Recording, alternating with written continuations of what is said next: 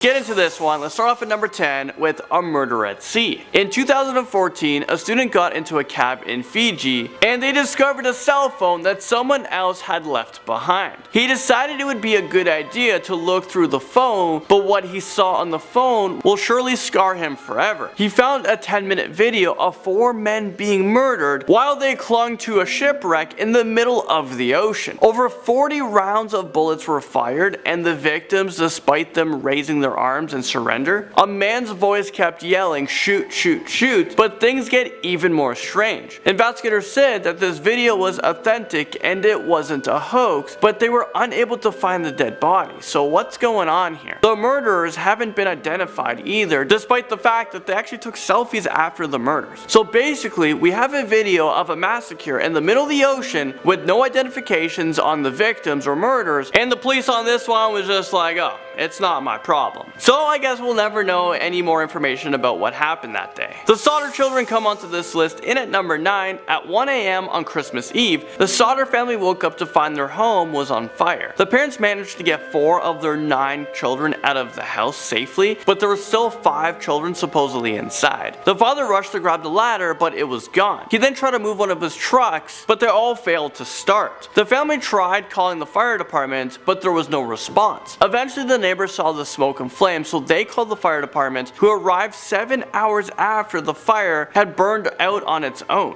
Even though the bodies or bones were never found, but it was deemed that they died in the fire. According to some investigators, it is almost impossible that the fire was hot enough to burn their bones and bodies, so what really happened to these 5 children? Apparently, after the children vanished, people had reported seeing them all over America, so now it's commonly believed that these kids were kidnapped and given new identities. Moving into number 8, we have this incident that happened in Russia. A group of college students wanted to go on a camping trip on a popular Russian mountain. So they hiked up the mountainside and they set up their camp, but they didn't know that no one would ever hear from them again. And that's because another group discovered their dead bodies when they were hiking up the mountains. When investigators arrived on the scene, the first thing they noticed that there was a tent cut open from the inside, and all of their belongings and most of their shoes were left in the tent. So one girl was found without a tongue, her eyes, part of her lip, and the others were found in nothing but their underwear. No one knows what happened that day or who committed these violent slayings. All I know for sure is that I don't want to be hiking up this mountain anytime soon, because I don't know what the heck is going on. The Voynich manuscript makes its way into number 7. This is a very mysterious book that has been dated back to the 15th century, but nobody knows who made it or where it even came from. There are over 200 pages of random drawings, codes, receipts, and notes. The entire book is written in an unknown language, and the pictures of the flowers and creatures don't even exist on Earth. This manuscript has been passed to a bunch of different experts who are unable to decipher anything in this book. Some people believe that it is written in a secret language, while others believe that it came from a lost civilization, and there are those people who think that this book came from aliens. Which theory do you guys agree with? Let me know in the comment section below. Confusing us in at number 6, we have the Bermuda Triangle. This is a mysterious and strange area that spans about 500,000 square miles off the southeastern tip of Miami to Bermuda and Puerto Rico, where dozens of ships and airplanes have disappeared without a trace. This actually confuses me, like what is going on down there? Ships and planes have vanished from the area even when the weather is good and without them sending a distress signal. As far as we know, 75 planes and hundreds of ships have mysteriously vanished in the Bermuda Triangle, and there are a lot of conspiracy theories that try to explain this phenomenon. Some people say that it's because of paranormal reasons, others say electromagnetic interference, it could be because of bad weather, or because of the Gulf Stream. Despite all of these proposed explanations, no one is sure what is causing all of these disappearances, and you know what? I think it's a simple answer. I blame it on aliens. The Pollock twins creep into number 5. They were 2 English girls who were often regarded as proof of reincarnation. Joanna and Jacqueline Pollock were fatally hit by a car while they were walking to church with one of their friends. The girl was very close to her parents, so when they passed away, the family had an extremely difficult time coping with their death. The parents wanted nothing more but to have them back, and the father said that they would have another set of girls soon. Well, that following year, the mother got pregnant and gave birth to identical twin girls named Jillian and Jennifer. What makes things even even more strange is that one of the girls has a birthmark on her waist that matched the birthmark that Jacqueline had. Jacqueline had also had a birthmark on her forehead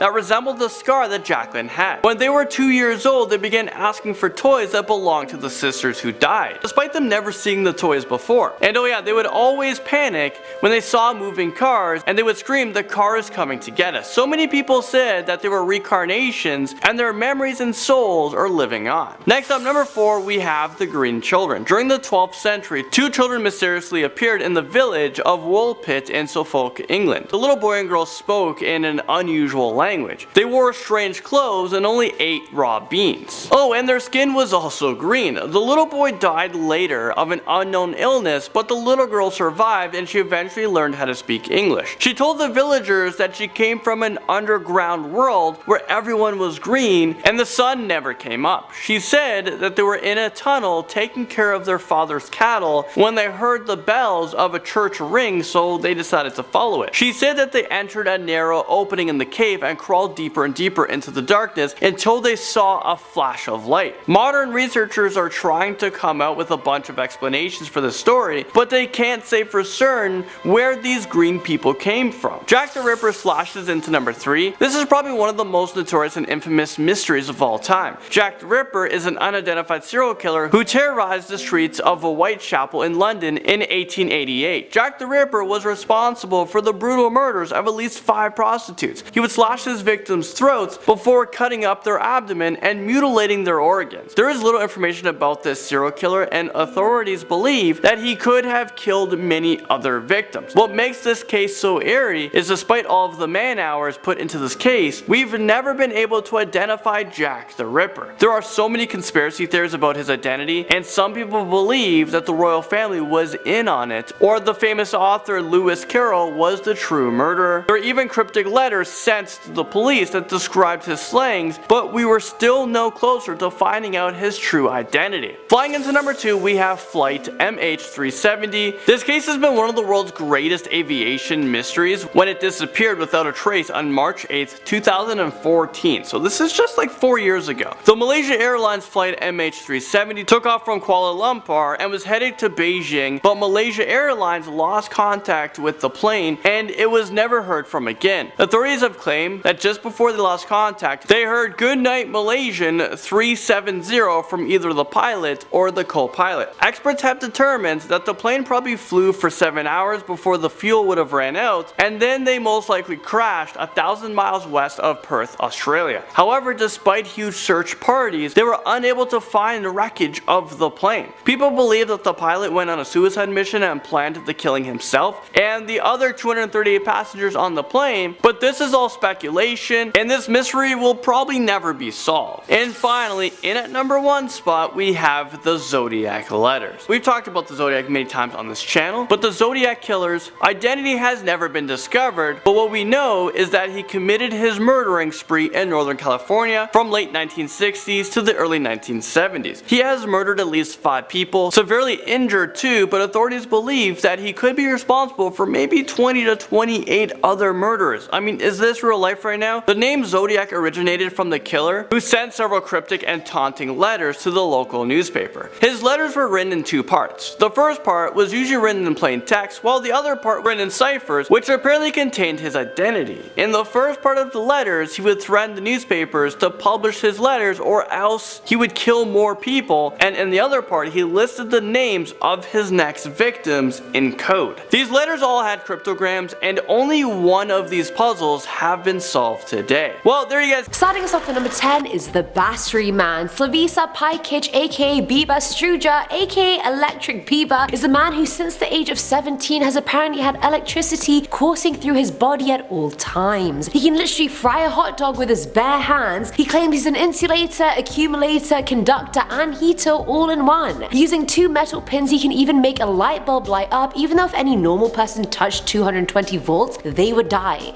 Not him though, it's not even a thing for him. Just makes it look so easy. He even makes an electric circuit with him and a bunch of his students holding hands, and he helps people with their sinus and back problems, their migraines. Like, look at what his touch does to these people. Look at this clip right now. Rada u grad I pomažem ljudima, migrena, glavobolja, Sinusi, problemi sa kičmom, trudim se 50-50. And if that didn't manage to convince you, he became a Guinness World Record holder back in 1981 when he touched a few thousand volts. He also heated water to 97 degrees Celsius in the record time of 1 minute and 37 seconds. And no one knows how he has this power, how the electricity entered him and never left, how he controls it, or how he hasn't died from it yet. We just have no idea. But I would love to be like a walking appliance. It would save me so much money on electricity. In at number 9, the Paulding Light. A small light that appears in a valley outside of Paulding, Michigan. This has been a mystery that has been puzzling investigators since the 1960s. It almost looks like a flame, man. How it flickers. Yeah, it looks like a flame out there. Look, it's red on it now. It's coming real close. Yep, you see it? It's going red now. Some believe it's a ghost, while others claim it could be some sort of geological activity or even some natural gases. The light appears in the same spot almost every night, and of course there are tons of myths and legends surrounding the light. Some claim it's the light of a railroad brakeman who was killed while trying to stop an oncoming train from colliding with a car stuck on the tracks. Others claim it's a grandparent looking for a lost grandchild using a lantern that needs constant relighting, which is why the light seems to come and go. In 2010, the Paulding Light was featured on the show Fact or Faked, Paranormal Files, who couldn't come up with a reasonable explanation for the random light. At number 8, we have the disappearance of Frederick Valentich. On the 21st of October 1978, Australian pilot Frederick Valentich was doing a 125 nautical mile training flight. Now, the 20-year-old had no idea that that would be the last flight of his career. Known as a flying saucer enthusiast, Frederick radioed Melbourne air traffic control saying this: "Is there any known traffic below 5,000 feet? No known traffic. Seems to be a large aircraft below 5,000 feet." Now, if you didn't understand what he said and it's unclear, he's asking if there's any known traffic below 5,000 feet. They respond saying no known traffic. He then claimed there was an unidentified aircraft that was following him at 4,500 feet, which clearly wasn't a plane. It was illuminated by 4 bright landing lights and seemed to be moving at quite a fast speed. He then reported that it seemed to be approaching him from the east and that maybe the pilot was pranking him. The craft started orbiting above him, and that's when Frederick started experiencing engine problems. Now have a listen to the last few things he said in this transmission before contact was lost. It's not an aircraft, it's hovering, and it's not an aircraft. Search parties were sent out and covered 1,000 square miles around the perimeter, yet he was never found. The last thing he says is it's not an airplane, and then contact just gets lost. Like, where did you go? Were you abducted by aliens? At lucky number 7, Dale Kerstetter. This mystery is exactly that because no one knows the answers to anything, really. September 12th, 1987, Kerstetter started his weekend shift as a security guard at the Corning Glassworks plant in Bradford, Pennsylvania. When another security guard arrived the next morning to relieve Kerstetter of his shift, Dale was nowhere to be found. $250,000 of platinum pipe was also missing. However, Kerstetter's truck was still in the parking lot, and after the police were called to investigate, they were stumped. The keys to the truck were still in the ignition. Kerstetter, a heavy smoker, left behind a full carton of cigarettes. The only thing missing was his .22 caliber pistol. What's even more interesting is Dale's lunchbox was full, and upon reviewing security footage, about 10 minutes into Kerstetter's shift, a masked man is seen approaching the back of the plant. Kerstetter is seen walking up to him and then looked directly at the camera. The two men were never seen again. To this day, some believe Kerstetter was part of a heist, while others think he was coerced into the crime. He was looking at the camera as a signal of asking for help. Kerstetter had 6 kids and 2 grandchildren at the time of his disappearance. No one has seen or heard from him since that night, and many are still wondering what really happened to Dale Kerstetter. Now at number 6 is the sand geysers. So everyone knows about water geysers. They're out here going to Iceland and chilling in those hot geyser baths and whatnot. Nothing new, I wish I could do that. But back in 2008, in the eastern city of Al Asa in Saudi Arabia, a sand geyser just appeared out of nowhere. The sand was coming out and reached 9 meters in vertical length, but no one was able to explain how the phenomenon was happening.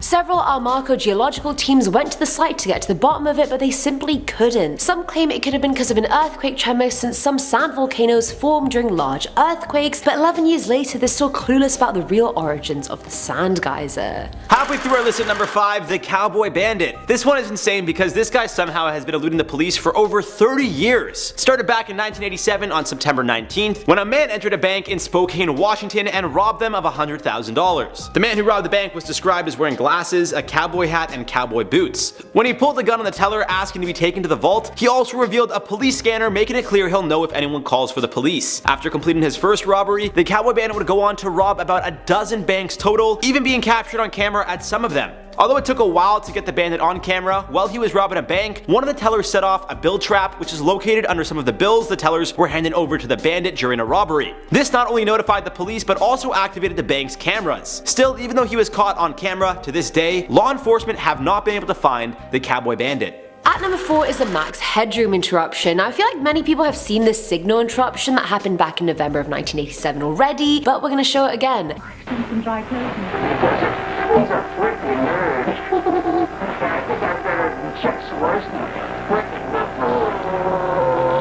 The signal intrusion happened at about 9 PM during the sportscast news on WGN-TV and lasted about 28 seconds. The second intrusion happened during Doctor Who and that lasted about 90 seconds. It's been 30 years now and the hijackers behind the interruption are still unknown, and honestly the whole thing was just really creepy. The person in the video is wearing a Max Headroom mask and sunglasses with this buzzing sound in the background. In the first intrusion he's just swaying from side to side, bobbing his head up and down in front of this metallic striped background. In the second one, the person actually talks, saying he's a freaking nerd. Heeing away, he starts humming and singing a song and seems like he's on some kind of high level of drugs. He goes on to say, "I just made a giant masterpiece for all the greatest world newspaper nerds," and I mean, he's not wrong. 30 years later, we're still talking about it, trying to figure out who it was.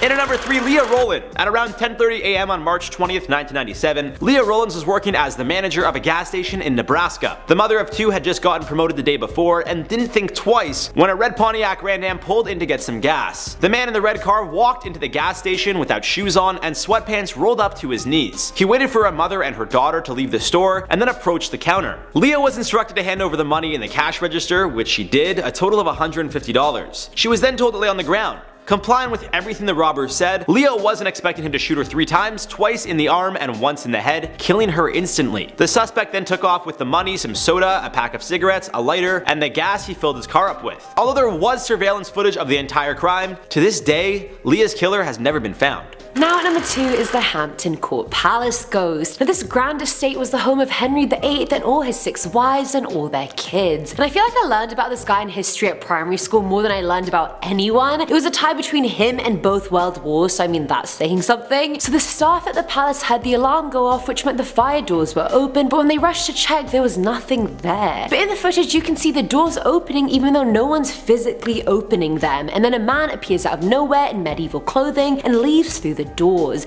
You don't see the doors actually being pushed open by hand.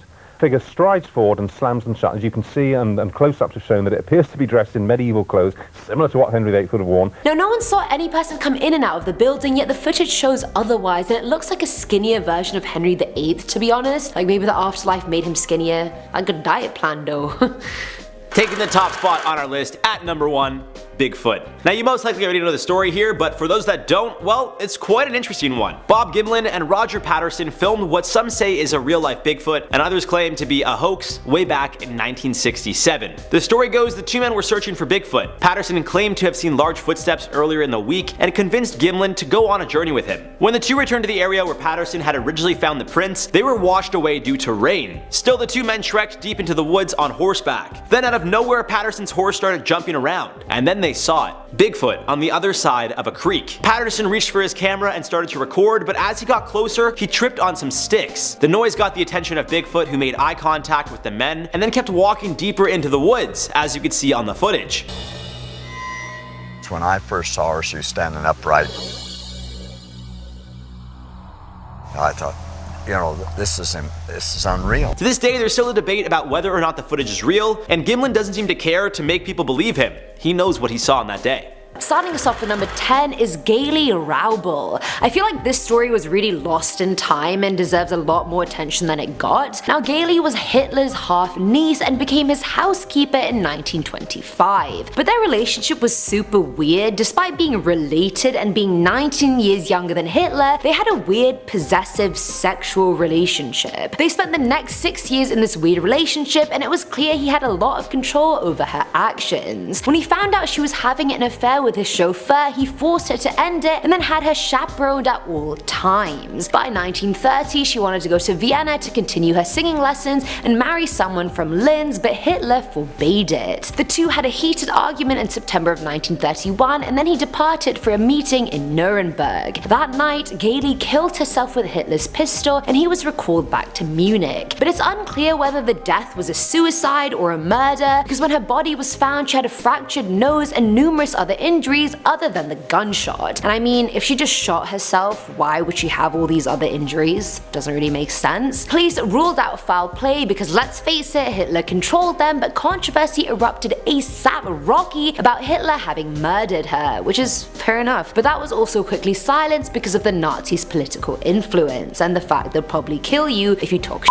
A journalist investigating her death was arrested before publishing his findings and then executed. Ironically, Hitler actually said she was the only woman he had ever loved. A Vanity Fair article published in 1992 speculated that maybe he accidentally shot her or she was killed on his orders, since apparently she was pregnant with his child and he was not happy about it. So there's definitely motive. Also, can we just, how ridiculous is that? How do you accidentally shoot someone? Okay. Coming in at number 9 is the Gregory affair, and this family affair has a lot of twists and turns, so I mean, pay attention, people. Back in October of 1984, 4-year-old Gregory Villeman was playing in the front yard of his house in France while his mum did some laundry. 15 minutes pass and the boy is now nowhere to be found, and his uncle receives an anonymous call saying the boy was thrown into the Vologne River. His body was later found in the river with a hat pulled over his face and his hands and feet bound with rope. Now, let's just quickly hit you with some backstory. During the years before the murder, the Villeman family had been receiving many anonymous calls and letters from a male who wanted revenge against Gregory's dad, Jean-Marie. After his murder, the family got a letter saying, "I have taken vengeance." Now here's where it gets messy. Jean-Marie's cousin Bernard was implicated for the murder based on handwriting experts and was taken into custody. He denied any involvement, but Jean-Marie promised in front of a bunch of press that he would kill Bernard. When he was released, Jean-Marie shot him as he was leaving for work and then was sent to jail for murder. Didn't really think that one through, did you? While that was going on, Gregory's mom was then identified as the one writing all the letters, and then she was charged with a murder and then cleared of the charges 7 years later. This is like Keeping Up with the Kardashians, but it's like the Villemans. The case stayed cold till 2000 when DNA testing reopened it and implicated 3 more family members: the great aunt and uncle and another aunt. So at this point, half the family has been implicated in the murder with no conclusion, and no one knows who killed the boys still. Keeping Up with the Villemans. I would watch that. At number 8 we have the Jameson family. Now this family of 3 suspiciously disappeared on the 8th of October 2009, but the whole thing was just majorly sus. The family's pickup truck was found a few days into them being missing and it was abandoned. Their malnourished dog was found inside along with their IDs, their phones, their wallets and $32,000 in cash. But apparently that was all good because the family was known to carry huge amounts of cash with them, which again, I don't know why anyone didn't question that.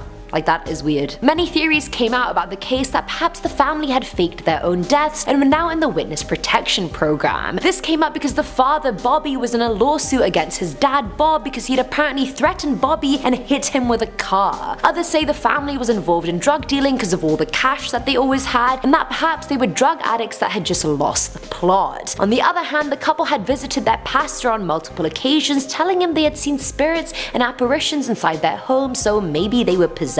I don't know. Others even think it was a group suicide. There's just a lot going on and I don't know who to believe. The remains were found 4 years later and were correctly identified as the 3 family members. Still no idea what the hell happened though. Filling our number 7 slot is the ghost blimp. Now back in the summer of 1942, the locals of San Francisco saw something bizarre in the sky. They witnessed a sagging broken blimp falling to earth. On its way down, it stopped on a rooftop and then took down a bunch of power lines and damaged the nearby area quite a bit. After watching it fall for what seemed like ages, when it finally landed, locals ran to help the crew inside, only to find out that no one was manning the blimp. Everything inside looked normal-ish. The engine had been smashed on impact, the propellers were bent, and gas was leaking into the street, but the lifeboats and parachutes hadn't been used, so where the hell was the crew? The blimp had left the naval station that morning with Lieutenant Ernest Cody and Ensign Charles Adams on board, yet the duo were never seen again. The Navy were adamant the men wouldn't leave the blimp voluntarily, so they theorized that perhaps the gondola door malfunctioned and one of them fell out and the other tried to steer the ship down to the water to save him and then fell out as well. Seems like a very unlikely story, but sure, I'll give you the benefit of the doubt.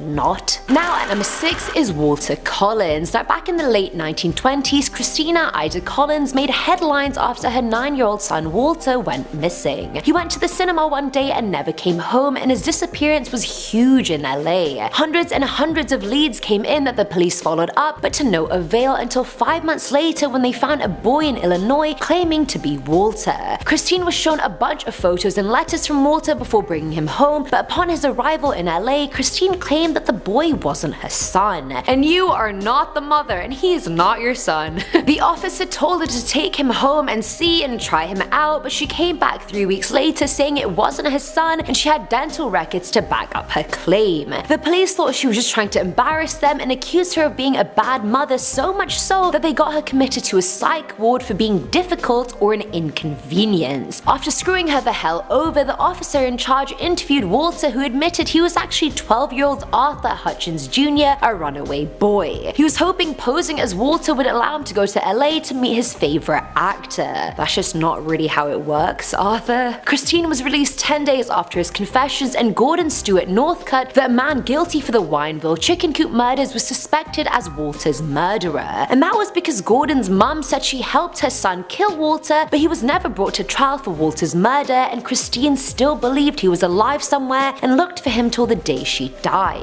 Till this day, we don't know whether Gordon killed him, whether he got abducted by somebody else, whether he just ran away, we just don't know. And also, drinking game, how many times did I say Walter in that bloody paragraph? Walter, Walter, Walter, like shut up, Eamon. Coming in at number 5 is Jodine Serin. Now Jodine was a 39-year-old woman that had been diagnosed with schizophrenia along with multiple other mental disabilities. She was still a very high-functioning individual and she lived alone in an apartment in Carlsbad. Her parents went to check up on her on Valentine's Day back in 2007, and they walked in on what they thought was a funnily awkward scene. They caught Jodine in bed having sex with who they assumed was a boyfriend. I don't know, maybe you just want to sleep around, maybe it's not a boyfriend. We don't shame Jodine. Either way, the parents told them to get dressed, assuming an embarrassed couple would soon come out of the room, but they were quite wrong. After waiting quite a while, they checked in on them again and realized the man had escaped without being detected and that Jodine had been strangled to death. She had been beaten and had been dead for at least a day or more before they actually found her. Forensic evidence a decade later confirmed the man in the room that day was not her killer. Autopsy results pointed to blunt force trauma to the head as the cause of death. Now, the case stayed cold for a very long time, but in 2018, David Mabrito was identified through DNA and genetic ancestry as being a possible suspect for her murder. But he committed suicide in 2011, so I guess we'll just never know. At number 4 is the Phantom Barber. Now let me set the scene. Location, Pascagoula, Mississippi. Time, summer of 1942. A contained fear took over the locals of the small coastal town as someone broke into people's homes at night by slitting their window screens. He would go into women's bedrooms and cut off locks of their hair, but that's it. He wouldn't kill them, no one would get hurt, but quite a few women reported the incident. The first 2 incidents were innocent, but the third got violent. The Phantom Barber attacked a sleeping couple by assaulting them with a crowbar, breaking the woman's teeth and knocking the husband completely out. Both survived but could not for the life of them identify the assailant. In the 4th incident, he seemed to have chloroformed his victim and taken her hair, but again, that's it. Retired chemist William Dolan was charged with the attacks when a bundle of hair was found behind his residence. A few years later, he was released after passing a lie detector test, so no one quite knows who this person was. Some still believe it was William behind the incident, some people think it's someone else completely, whereas others just have no clue whatsoever. Which camp do you fall under?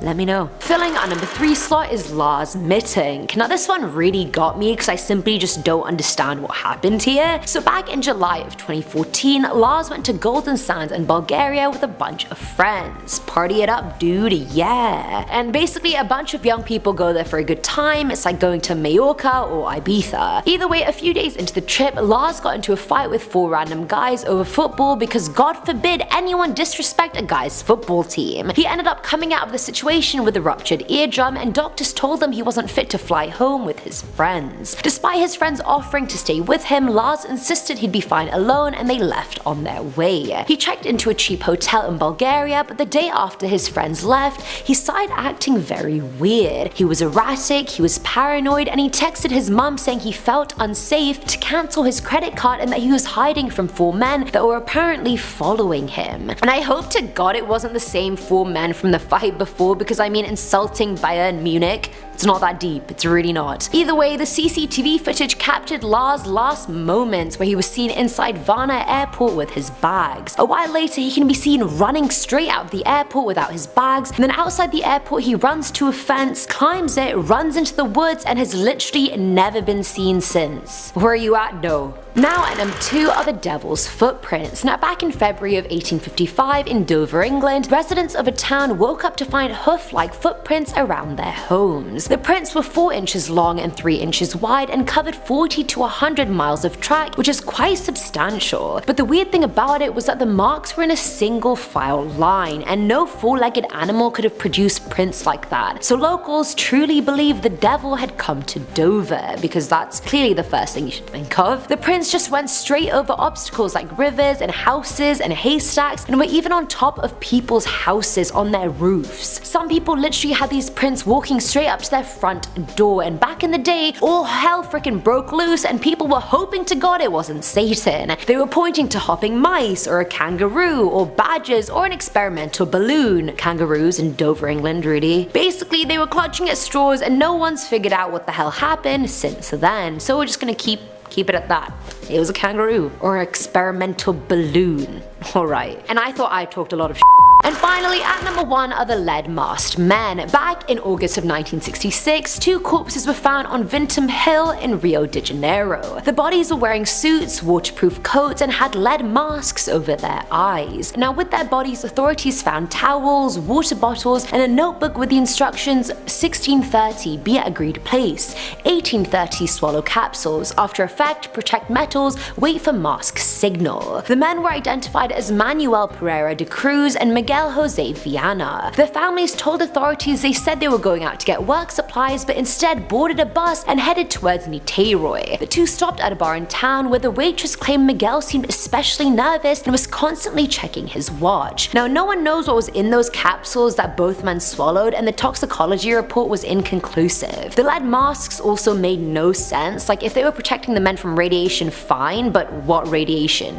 Bish aware. 50 years later, we still don't know what the hell that was, and I guess we never will.